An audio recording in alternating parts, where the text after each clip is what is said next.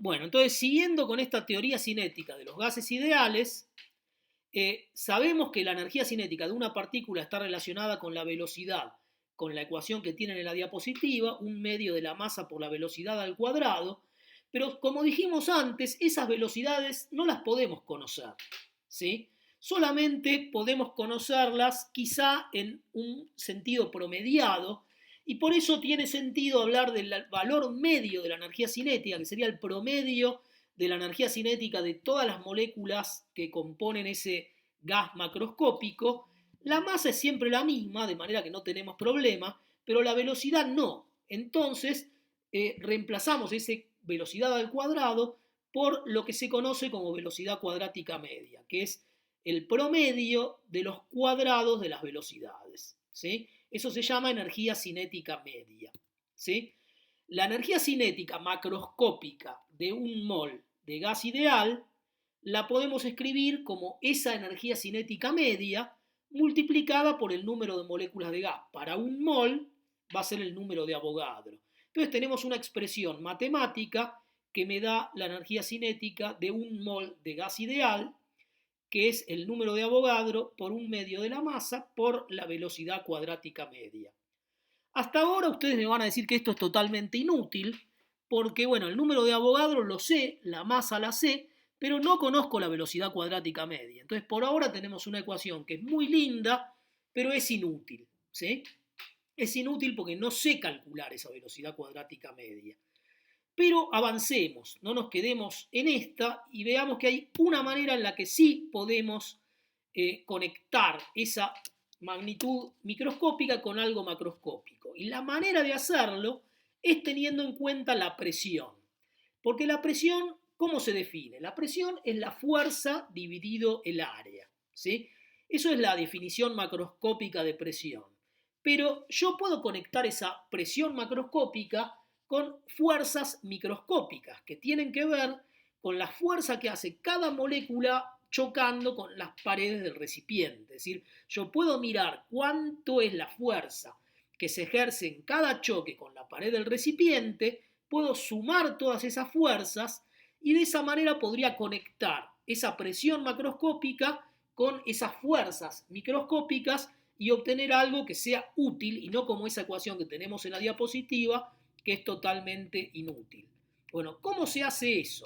No vamos a hacer la demostración, porque no quiero distraerlo, nos llevaría un poco de tiempo. Si la quieren ver, está en algún libro de química general, como por ejemplo el Mahan, también está en los libros de fisicoquímica, también la pueden ver en los libros de fisicoquímica, pero básicamente la idea es sumar los choques que hay, tener en cuenta la ley de Newton, que dice que la fuerza es la masa por aceleración, y teniendo en cuenta que los choques son elásticos, es decir, que cada vez que una molécula choca contra la pared, ese choque es elástico, es decir, no transfiere energía a la pared, ni la pared le transfiere energía a la molécula. Entonces, con esas suposiciones se puede deducir una ecuación, que la vamos a ver ahora en un ratito. Eso se lo pueden imaginar de esta manera, moléculas moviéndose al azar y chocando con las paredes del recipiente, esos choques dan lugar a la presión macroscópica, y haciendo esas cuentas, que son un poco largas, pero no muy complicadas, se obtiene esa ecuación que está ahí recuadrada en la diapositiva, que dice que el producto de la presión por el volumen, que son dos magnitudes macroscópicas y medibles, son iguales al número de Avogadro por un tercio de la masa por la velocidad cuadrática media. Es decir, estamos conectando del lado de presión por volumen, que es el lado macroscópico, con el otro lado de la ecuación, que es un lado microscópico. La masa es microscópica, en realidad, es la masa de una molécula. Pero si multiplicamos la masa de una molécula por el número de Avogadro, pasamos a algo macroscópico que es la masa molar. De manera tal que en esta manera de ver las cosas pasaríamos a tener una forma de determinar la velocidad cuadrática media. Y podemos ir aún más allá, porque P por B lo podemos igualar a R por T, porque sabemos que para un mol P por B es igual a R por T. y entonces me queda una ecuación extremadamente hermosa, que es P por B igual al número de Avogadro por 1/3 de la masa por la velocidad cuadrática media, o podemos, reordenando esa ecuación, llegar a una ecuación en la cual la energía cinética nos da igual a 3 medios de RT, la energía cinética molar. Esto es algo excelente porque tenemos una expresión cuantitativa para la energía cinética y podemos tener una manera de calcular velocidades cuadráticas medias que están relacionadas directamente con la temperatura. ¿Sí? Entonces, esta ecuación es la ecuación clave de la teoría cinética de los gases ideales y solamente tenemos que tener cuidado que vale para un gas ideal monoatómico porque solamente estamos considerando movimiento traslacional. ¿Sí? Entonces, para un gas ideal monoatómico nos da que la energía cinética molar es proporcional a la temperatura absoluta, eso acuérdense, siempre que trabajamos con temperaturas absolutas, y nos da una manera cuantitativa de determinar velocidades cuadráticas medias para ese gas ideal monoatómico. ¿Sí? Entonces, la energía cinética de un gas ideal solo depende de la temperatura y nos está diciendo que la temperatura es la manifestación macroscópica de la energía cinética. ¿Sí? ¿Esto para qué sirve? Bueno, nos da una idea muy potente que la temperatura absoluta es la manifestación macroscópica de la energía cinética. Y en segundo lugar, esto es un poco menos importante porque vale solo para gases ideales monoatómicos, nos da una expresión cuantitativa con la cual podemos calcular velocidades cuadráticas medias. ¿Sí? Bueno, pero esas velocidades cuadráticas medias son un promedio. ¿Cómo se relacionan esas velocidades cuadráticas medias con las velocidades verdaderas que tenemos en un gas? ¿Todas las moléculas se mueven a la misma velocidad? Claramente no, ¿sí? Y hay un concepto de distribución, es decir, va a haber moléculas que se mueven muy rápido y moléculas que se mueven muy lento. Este concepto de función de distribución también hay ejemplos de la vida diaria, como por ejemplo la función de distribución de pesos en un grupo de personas, función de distribución de edades en una dada población.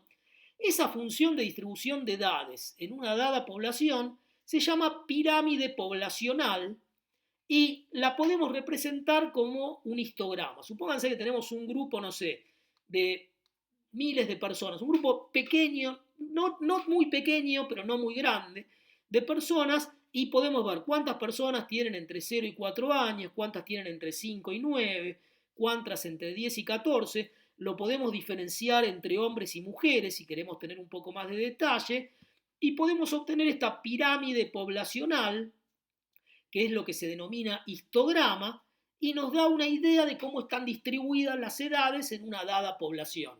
Por ejemplo, en esta pirámide poblacional podemos ver que mayores de 85 años hay un porcentaje mayor de mujeres que de varones. ¿Sí? ¿Qué pasa, bueno, ahora para moléculas o átomos en un gas? Esta función de distribución de velocidades la dedujeron dos físicos muy talentosos de manera independiente, Maxwell y Boltzmann, en 1859 y 1871. Esto se puede deducir, no es un invento, no es una cosa sacada de la galera de un mago, pero la demostración no es muy simple, por lo tanto la vamos a dejar, los químicos la van a ver en el curso de físico-química, y nos está diciendo que la probabilidad de tener una determinada velocidad es esta función en el cual tengo esta raíz cuadrada donde está la temperatura en el denominador y esta exponencial, ¿sí? Esto quizá más que verlo en la función se entiende mejor mirándolo de manera gráfica, ¿sí? Y de manera gráfica esto nos da este tipo de curvas, estas curvas como las que ven en la diapositiva, que tienen un máximo, ¿sí? Son 0 a velocidad 0 y tienden a 0 a velocidades muy altas, ¿sí? A mayores temperaturas la curva se mueve a velocidades más altas, ¿sí? Y para un dado gas la curva va a estar más cerca de velocidades más bajas cuanto más pesado sea el gas, ¿sí? Esta sería la curva de distribución de velocidades para el nitrógeno gaseoso, ¿sí? Bueno, para pensar un poquitito, todas las moléculas de hidrógeno 2 a temperatura ambiente son más rápidas que las de oxígeno 2. Eso es cierto porque son más livianas, ¿sí? Y si volvemos para atrás y vamos a la expresión de la energía cinética, como la ven en esta transparencia, se ve que la energía cinética a una dada temperatura RT siempre lo mismo, pero como esto tiene que permanecer constante, eso lo ven porque RT es el número de Avogadro por 1/3 de la masa por la velocidad cuadrática media. Cuanto mayor sea la masa, menor tiene que ser la velocidad cuadrática media, ¿sí? Entonces, volviendo para adelante, eso es cierto.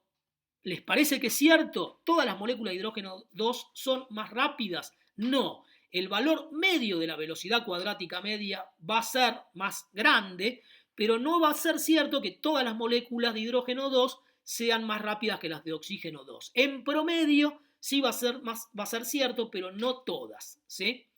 Bueno, esta deducción la hicimos para un gas ideal, monoatómico, pero en realidad esta idea de que la energía cinética es proporcional a la temperatura vale siempre.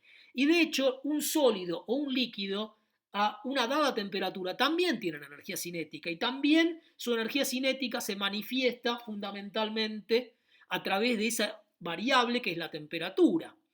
¿Qué quiere decir que tengo un sólido? Que tengo un sólido quiere decir que los átomos o las moléculas que componen el sólido están formando una red cristalina, eso lo vamos a ver más adelante, en el cual el movimiento está bastante limitado. Puede haber alguna molécula o átomo que se mueva, pero en realidad el movimiento principal que van a tener los átomos o las moléculas en un sólido es un movimiento vibracional. Ese movimiento vibracional, sin embargo, se va a manifestar a través de la misma variable que es la temperatura, ¿sí? Entonces es falso que los sólidos no tienen energía cinética. Sí tienen energía cinética, lo que sí esa energía cinética es fundamentalmente vibracional y no traslacional. La última afirmación, a una dada temperatura los líquidos tienen menos energía cinética que los gases, también es falsa. Los líquidos van a tener quizá menos energía cinética de traslación que un gas, porque al estar más comprimidos o más juntas las moléculas, van a chocar más entre ellas y no se van a poder trasladar tanto, pero van a tener una energía cinética vibracional y rotacional también, además de la traslacional. Es decir, no es cierto que los líquidos tienen menos energía cinética que los gases. Entonces, resumiendo la clase, en esta clase vimos el comportamiento macroscópico de un gas ideal, vimos las ecuaciones fenomenológicas que fueron deducidas desde el siglo XVII. Esas ecuaciones se resumen en la ecuación de estado del gas ideal, que la tienen en esta transparencia. P por B igual a nRT, es una ecuación que tienen que saber usar, es una habilidad que tienen que adquirir, la vamos a adquirir en los problemas, ¿sí? Y por otro lado vimos la otra visión del gas ideal como el gas que no tiene energía potencial y por ende su única energía es la energía cinética. Con esa suposición se puede deducir algo muy fuerte y es que la energía cinética molar de un gas ideal monoatómico es 3 medios de RT, es decir, es directamente proporcional a la temperatura y esa conclusión la podemos extrapolar siempre diciendo que la temperatura es la manifestación macroscópica de la energía cinética en cualquier material, a pesar que solamente vamos a tener una expresión cuantitativa como la que tiene en la transparencia, que la energía cinética es 3 medios de RT para gases ideales, ¿sí? Bueno, entonces con eso terminamos y nos despedimos hasta la próxima.